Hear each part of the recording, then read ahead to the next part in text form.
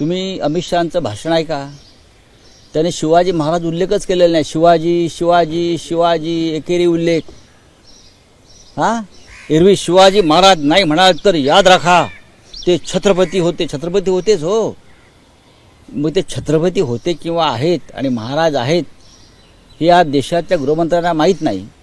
आणि ते रायगडावरती येऊन शिवाजी महाराजांवरती महाराष्ट्राला ज्ञान देतात. हे कुठले ज्ञानदेव आम्हाला ज्ञान देणारे?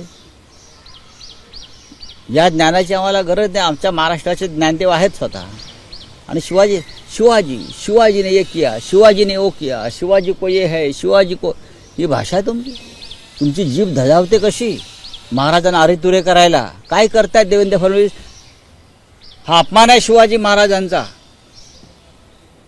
मुख्यमंत्र्यांनी गुन्हा दाखल केला पाहिजे.